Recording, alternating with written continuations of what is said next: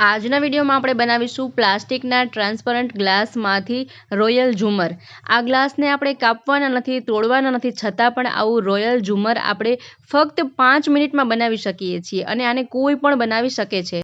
તો ચલો શરૂ કરીએ વિડીયો। તો સૌપ્રથમ આપણે બેઝ બનાવીશું। તેના માટે મેં અહીં એક કાર્ડબોર્ડ લીધેલું છે, એટલે કે ખોખું લીધેલું છે। તમે કોઈ પણ રીતનું પૂઠું લઈ શકો છો।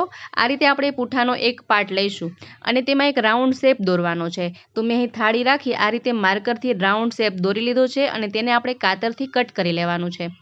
જુઓ, આ રીતે કટ કર્યા બાદ આ રીતની પ્લાસ્ટિકની કોથળીઓ દરેકના ઘરમાં હોય જ છે। તમે કોઈ પણ કલરની કોથળી લઈ શકો છો।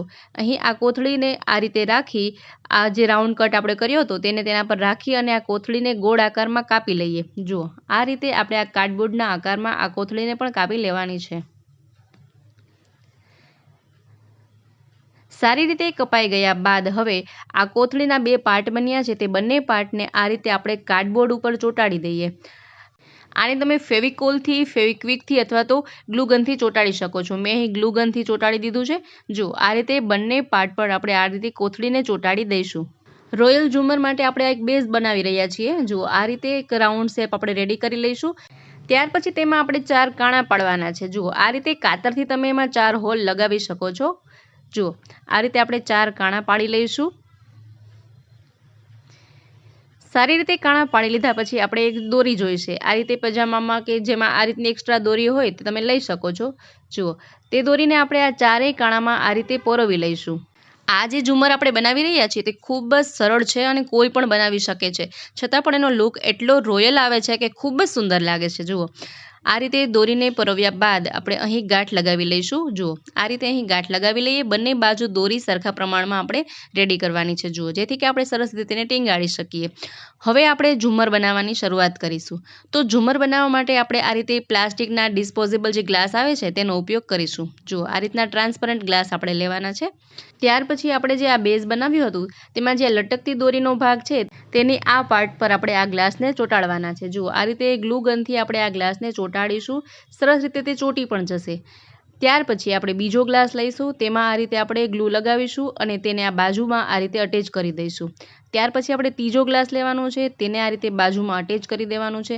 જુઓ, જે રીતે વિડીયોમાં જોઈ રહ્યા છો ને સેમ એ જ પ્રોસેસથી બનાવશો ને તો સેમ ટુ સેમ એવું જ ઝુમર બનશે। તો વિડીયોને જરા પણ સ્કીપ કર્યા વગર વિડીયોને અંત સુધી જોશો, જેથી કે કોઈ સ્ટેપ કટ ન થઈ જાય અને તમારે ઝુમર બનાવવામાં જરા પણ ભૂલ ન પડે।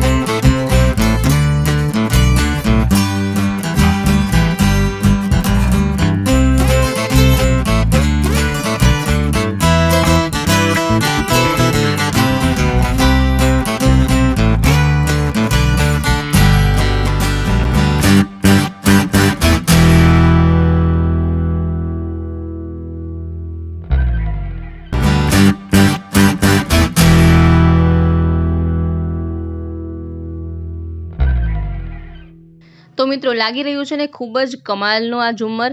લાગે જ નહીં કે આ પ્લાસ્ટિકના ડિસ્પોઝેબલ ગ્લાસમાંથી આપણે બનાવ્યું છે. તો આશા રાખું છું કે આ વિડીયો તમને ખૂબ જ પસંદ આવ્યો હશે. વિડીયો પસંદ આવ્યો હોય તો વિડીયોને લાઇક કરો, શેર કરો, તેમજ અમારી ચેનલ પર જો નવા હોય, ચેનલ પર પહેલીવાર વિઝિટ કરી રહ્યા હોય તો ચેનલને સબસ્ક્રાઈબ જરૂરથી કરજો, જેથી કે આવી વેસ્ટ વસ્તુઓમાંથી પણ બેસ્ટ વસ્તુ બનાવવાના આઈડિયાઝના વિડીયોઝ હરરોજ તમને મળતા રહે. તો જોતા રહો અમારી ચેનલ બી ક્રિએટિવ. ફરી મળીએ નવા વિડીયોમાં નવા જ આઈડિયા સાથે.